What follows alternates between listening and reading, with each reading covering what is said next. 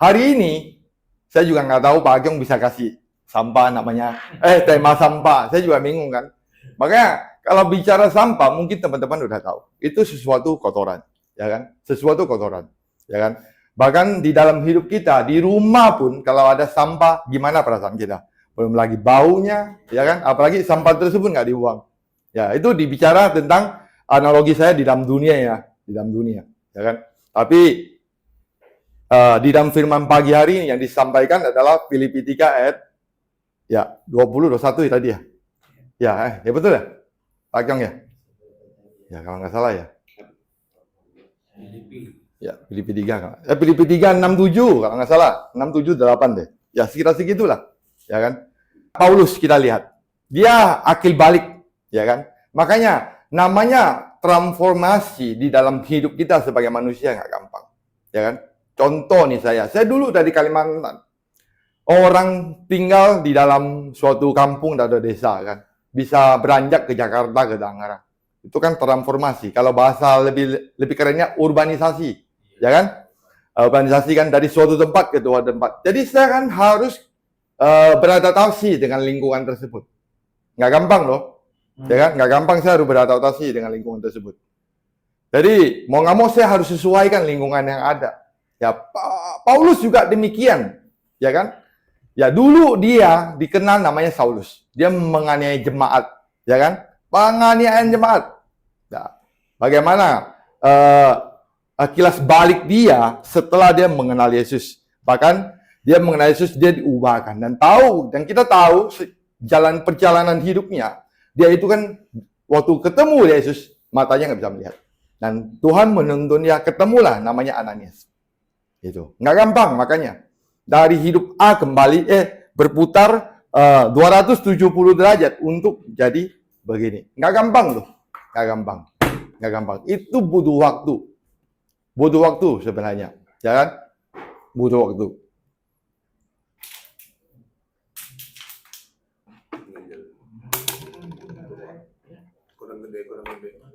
Kurang berat. Ya.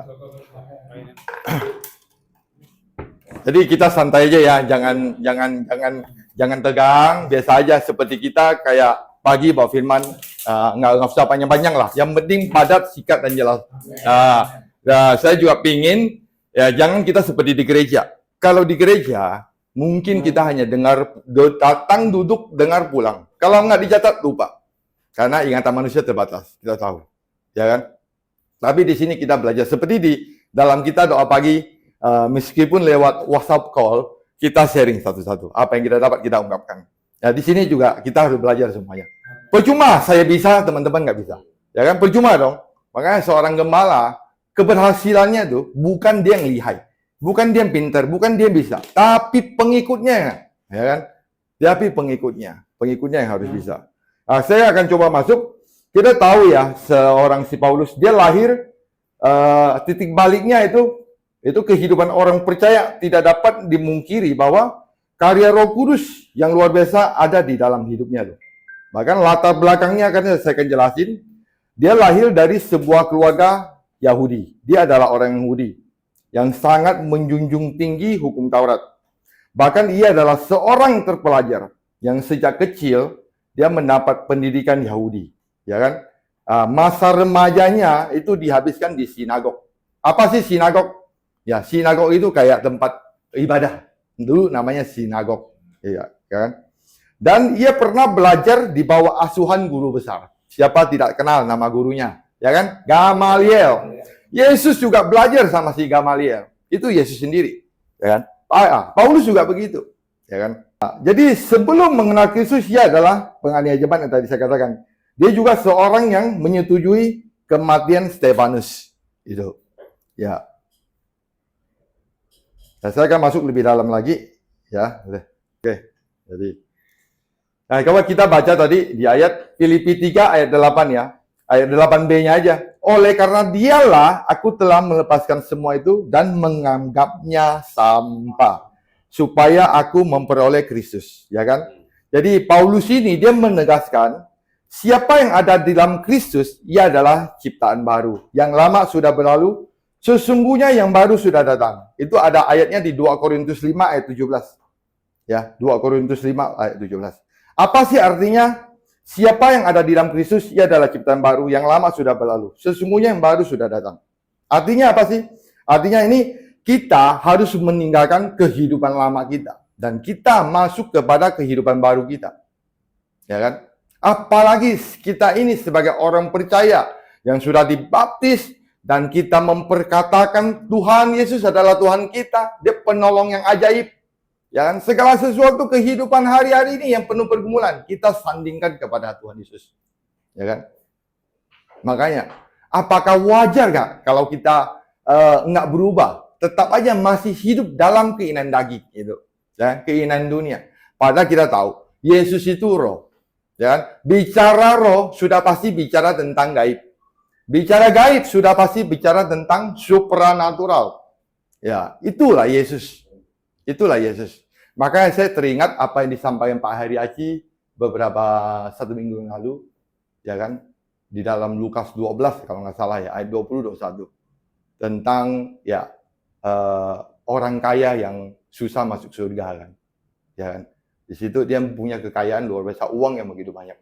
Tapi ya kita tahu yang harus kita pertaruhkan hari-hari ini bukan soal ekonomi, uang finansial tersebut. Tapi yang Tuhan tanya itu, iman kamu sampai di mana? Ya, iman kamu sampai di mana? Ya, dia nggak nanya antar kamu udah pulang, maaf kata kita udah nggak ada di dunia ini, kita ketemu Yesus. Ya, yang ditanya bukan berapa duit kamu. Ditanya, dia lihat iman kamu kepada dia tahan berapa lama gitu. Ya kan? Sapa kala tetap teguh di dalam iman seperti dia. Ya kan? Ya, dia adalah iman itu sendiri dan kitalah beriman kepada dia. Itulah Yesus itu sendiri, ya kan? Jadi tadi dikatakan siapa yang ada dalam Kristus, ia adalah ciptaan baru, yang lama sudah berlalu. Sesungguhnya yang baru sudah datang. Jadi kita benar-benar harus menanggalkan manusia lama kita dan hidup sebagai manusia yang baru. Bahkan salah satu upaya untuk menanggalkan manusia lama adalah melupakan masa lalu. Seperti yang dirasakan oleh Rasul Paulus. Dikatakan di Filipi 3 ayat 13, saya sekali lagi saya tekankan, Filipi 3 ayat 13 dikatakan, aku melupakan apa yang telah di belakangku dan mengarahkan diri kepada apa yang di hadapanku. Bush, keren nggak ayat ini? Keren banget ya. Aku melupakan apa yang telah di belakangku. Di belakang, dahulu, yang tadi kehidupan lama kita. Ya kan? Dan kita mengarahkan diri apa yang di hadapan kita sekarang. Di hadapan kita adalah kehidupan. Ya, kehidupan apa sih? Keselamatan. Bukan tentang, wah hari ini saya mau lihat ruko, tanah. Bukan itu. Bukan. Nah, jadi kalau bicara Yesus roh, tidak bicara lagi barang-barang dunia. Yang kelihatan ini enggak lihat lagi.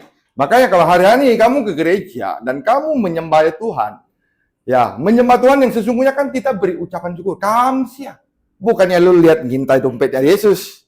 Ya kan? Ke gereja minta diberkati, itu yang konyol lu. Konyol. Ya, konyol itu. Ya kan? Memang kita masih butuh, tapi jangan jadikan itu menjadi prioritas. Hari-hari ini banyak saya melihat orang ke gereja hanya ingin diberkati. Ya, kalau saya dengan Pak Abis agak lebih dalam. Karena kenapa? Kita maunya disertai, bos. Kalau kata berkat itu pasti satu arah, bos. Arah. Kalau kamu disertai itu dua arah. Jahat dan baik pun Tuhan sertai. Ya. Contoh nih di dalam kehidupan kita, mungkin kita punya anak atau apa. Kamu sering kasih dia duit. Sering kasih dia duit. Berbahaya nggak bagi dia? Dia nggak pernah ngerasain susah kan? Itu susah. Ya kan? Dia nggak pernah ngerasain susah. Itulah anak kita. Ya, anak kita sakit juga, kita pasti tolongin. Tapi kalau dia nggak mau belajar, dia hanya tahu minta doang, repot nggak? Repot nggak bagi dia? Suatu saat kita nggak ada nih, repot nggak itu? Ya kan? Kalau ada kita sebagai orang tua, ya masih nggak apa-apa, kita bisa kasih kok, duit kita banyak, nggak apa-apa. Ya kalau kita nggak punya duit, hancur nggak anak kita? Hancur. Ya, jadi maunya kita hari-hari Ya, jangan maunya yang enak aja. Nah, Tuhan itu menyertai. Makanya umat Israel, ya kan, keluar dari Mesir, itu disertai loh. Ya kan? Disertai. Apa sih yang disertai? Tiang awan dan tiang api. Ya kan? Baik buruknya semua disertai. Ya kan? Itu. Ya. Tadi dikatakan, aku melupakan apa telah di belakangku dan mengarahkan diri kepada apa yang di hadapanku. Berarti ada yang di depan. Yaitu kita bicara tentang keselamatan, ya, hidup yang kekal. Itulah di hadapanku itu Yesus, ya, bukan di belakang lagi. Jadi ada sebagian mungkin orang dia menganggap Dia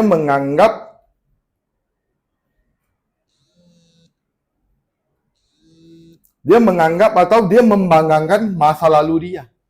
Dulu saya sangat keren dulu. Sebelum saya ngikut Tuhan, ya kan? Bagaimana saya dari Kalimantan ke sini, ya kan? Maka ditransformasi di sini sama Tuhan, ya kan? Digebuk habis-habisan, ya kan? Tapi saya nggak mau menceritakan kebodohan saya lah, ya kan? Kebodohan saya. Mungkin Pak Agyong tahu. Jejak saya semua Pak Agyong tahu. Teman-teman juga tahu, ya kan? Dunia malam apapun semua, Pak Agyong paling tahu lah, ya kan? Nah itulah tadi dikatakan yang di belakang kita harus lupakan. Tapi nggak gampang. Butuh namanya transformasi, perubahan di situ, ya kan? Nggak gampang, itu butuh waktu. Ya, kalau kita sendiri nggak gampang. Mesti Tuhan yang bisa lewat firman-Nya yang kita baca. Makanya saya sering kalau berdoa, saya sering mengatakan firman-Mu lah yang memerdekakan aku, ya kan? Nah, itulah maksudnya. Karena waktu sering baca firman, saya renungin, makanya saya bisa ngerti, ya kan? Bisa ngerti, ya kan? Bisa ngerti.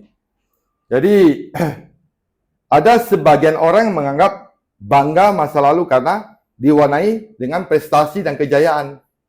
Prestasi dan kejayaan. Gitu. Paulus kurang apa sih?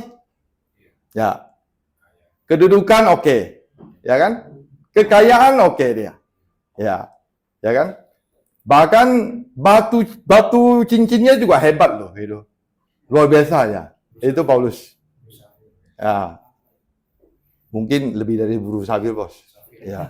Gitu. Mungkin dari bulu sabir. Ya.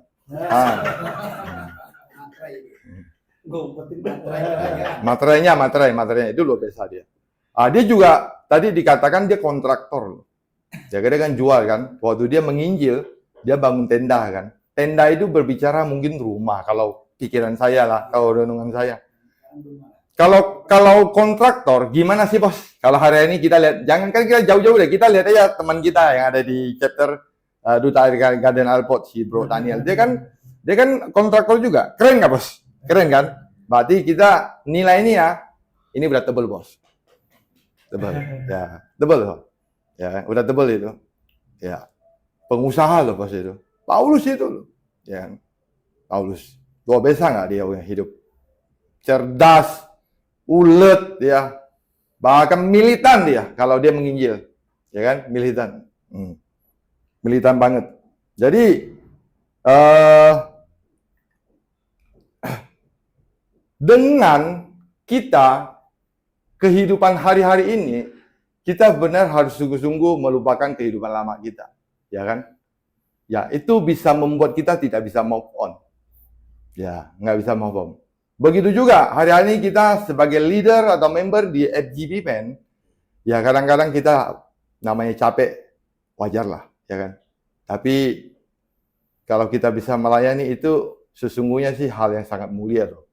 Jadi sejak berjumpa dengan Kristus itu, Paulus itu mengalami perubahan hidup yang tadi saya bilang transformasi, ya kan? Gereja saya yang lama juga WTC namanya, World Transformation Institute, Pak Wiri Hadi dulu kan di WTC, ya kan? Ya, jadi Paulus itu dia mengalami perubahan hidup, bahkan bisa dibilang masa lalu atau segala sesuatu yang telah ia raih di luar Kristus itu tak lebih daripada sampah. Artinya tidak berguna loh. Ya kan? Yang tadi saya katakan kedudukan, jabatan, kehormatan, dia tinggalkan semua itu. Paulus bilang sampah ini jabatan semua ini. Keren banget. Keren banget loh. Keren banget. Ya. Berbanding terbalik kan pandangannya Paulus dengan pandangan orang dunia. Ya kan? Siapa mau hari-hari ini? Udah pelayanan aja. Ya kan? Ngeri kan? Tapi itulah Tuhan mau. Yang Tuhan inginkan dari kita. Ya salah satu tadi yang dikatakan, ya kan? Kita harus istilahnya mengarahkan diri kita, pandangan kita kepada Tuhan. Yang di belakang jangan. Fokus kita itu keselamatan. Karena keselamatan ini tidak bisa kita beli dengan harga berapapun. Itu loh salah satunya. Jadi supaya dapat kita mengalami perubahan hidup yang sesungguhnya, kita ini harus turut disalibkan bersama Kristus. Harus disalib. Disalib menderita nggak? Menderita banget pastinya. Kita bisa buka lagi tuh surat Paulus di 2 Timotius 1 ya, ayat 12. Jadi Paulus waktu mengenal Tuhan, ya kan? Di situ dia diubahkan. Dia diubahkan, mengalami transformasi hidup.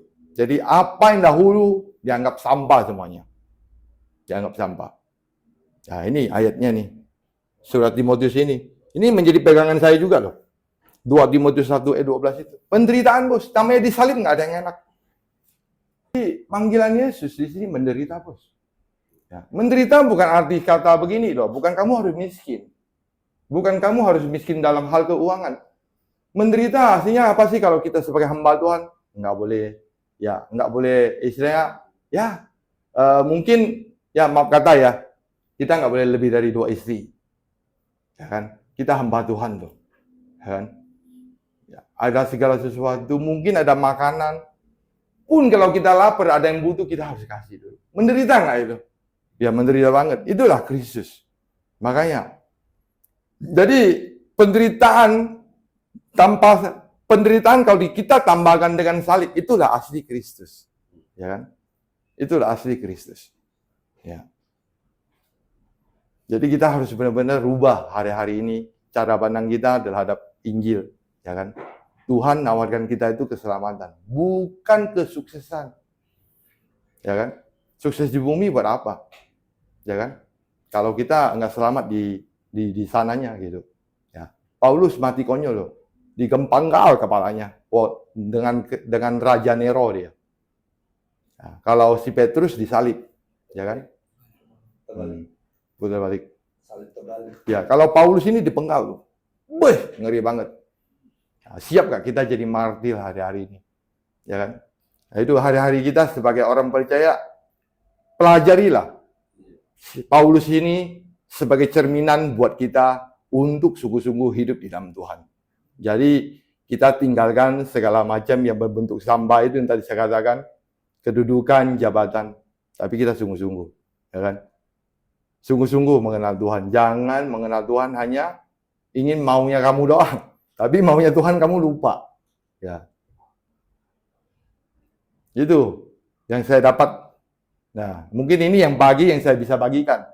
Ya, silakan teman-teman kalau mau dikoreksi lagi, mau ditambahin lagi. Ya, silakan teman-teman. Itu aja yang saya sampaikan. Tuhan Yesus memberkati.